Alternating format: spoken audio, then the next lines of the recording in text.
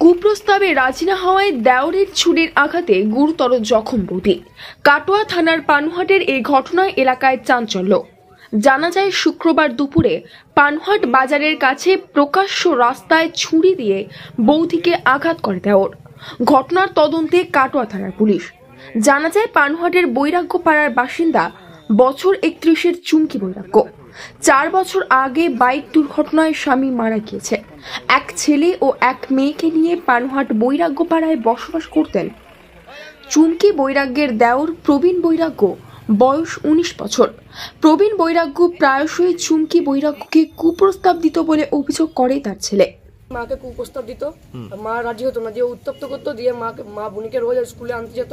আর ও প্রত্যেকদিন মাকে ব্যাগে করে পিস্তল আর চাকু নিয়ে গিয়ে হুমকি দেখাতো, ফাঁকা পেলেই মেরে দেবো, ফাঁকা পেলেই মেরে দেবো। দিয়ে আজকে আনতে গেছে, দিয়ে আজকে বোনকে নিয়ে আনতে গেছে, দিয়ে চাকু ঢুকিয়েছে।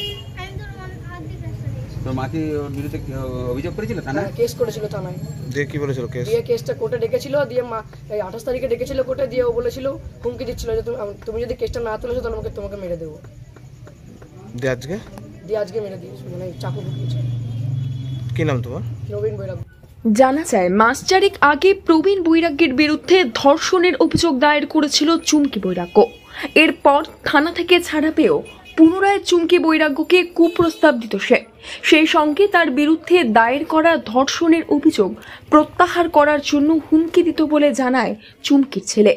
সে জানায় প্রবীণের কুপ্রস্তাবে রাজি না হওয়ায় চুমকিকে আক্রমণ করার জন্য প্রায় দিনই তার পিছু নিত প্রবীণ। আজ দুপুরে মেয়েকে স্কুল থেকে আনতে যাওয়ার সময় পানুহাট বাজারের কাছে ছুরি দিয়ে তাকে আঘাত করে। রক্তাক্ত অবস্থায় তাকে পড়ে থাকতে দেখে এলাকার বাসিন্দারা কাটোয়া থানায় খবর দিলে ঘটনাস্থলে পৌঁছে গুরুতর জখম অবস্থায় তাকে কাটোয়া মহকুমা হাসপাতালে নিয়ে যায় কাটোয়া পুলিশ। অন্যদিকে প্রবীণ বৈরাগ্যের মায়ের অভিযোগ, কুপ্রস্তাব দেওয়ার অভিযোগ অস্বীকার করেছেন তিনি জানিয়েছেন সম্পর্কে দুজনের মর্জি ছিল। তারপর ছেলের বিরুদ্ধে ধর্ষণের অভিযোগ দায়ের করেছে চুমকি। কেন মারলো? ওই দুজনের জন্য সম্পর্ক জড়িয়েছে। দোষ তার একার নেই, দোষ তো ওনার। ও বলছে কি যে আমাকে রেপ কেসের মামলাটা কেন করলো, আমার শুধু রেপ কেসটা কেন করলো? আমি তো রেপ কেস করতে যাইনি। আমি রেপ কেস কাকে করে? জোর জবরদস্তিকে করলে তাকে বলে রেপ কেস। আমি তো জোর জবরদস্তিকে কিছু করতে যাইনি, তা রেপ কেসটা কেন দিল? আমার ছেলের একটাই, আমার লাইফটা নষ্ট করে দিল। আমি একটা পড়ালেখা করা ছেলে, আমি একটা শিক্ষিত ছেলে, আমার জীবনটা নষ্ট করে দিল কেন? আমার কোনো জীবনে চাকরি বাকরি হবে না, এইটা বলতে চাইছে আমার ছেলে। আপনার ছেলে কি করে? আমার ছেলে পড়াশুনো করতো, এখনও পড়াশুনো করে না। 1 বছর আগে ছেড়ে দিয়েছে পড়াশুনো, 1 বছর আগেই ছেড়ে দিয়েছে। কি নাম আপনার? আমার নাম বন্দনা বৈরাগ্য। প্রবীণ বৈরাগ্যের বাবার কথায় ছেলেকে বারংবার বুঝিয়ে শোধরাতে না পেরে তাকে ত্যায্য পুত্র করেছেন তিনি।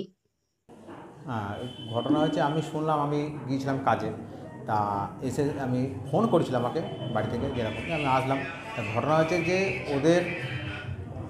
আমার ছেলেটার ধরুন এখন 19 বছর বয়স হলো, আর ওই মেয়ে ছেলেটা 31 বছর বয়স। ওদের একটা অবৈধ সম্পর্ক শুনছি নাকি হয়েছে নাকি এখন জানি না।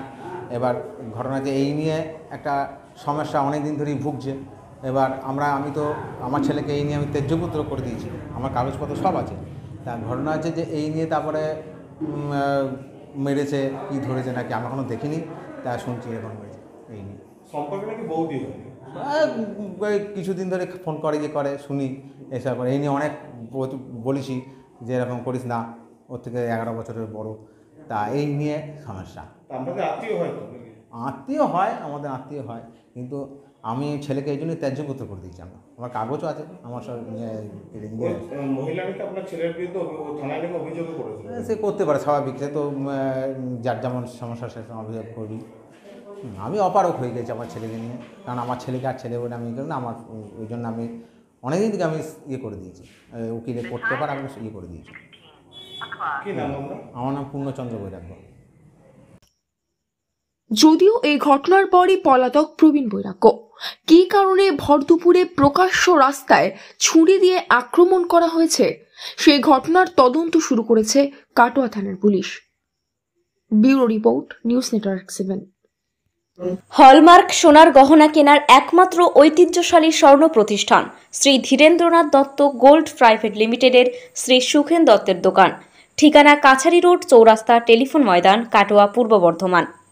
কাটোয়া শহরের অন্যতম প্রাচীন ব্যবসায়ী প্রতিষ্ঠান new Shri Gouranga tea store. প্রসিদ্ধ চা ব্যবসায়ী, খুচরো ও পাইকারি চায়ের এই প্রতিষ্ঠান শহরে প্রায় 80 বছর ধরে সুনামের সঙ্গে ব্যবসা করে চলেছে। ঠিকানা কাটোয়া স্টেশন বাজার, চৌরাস্তা।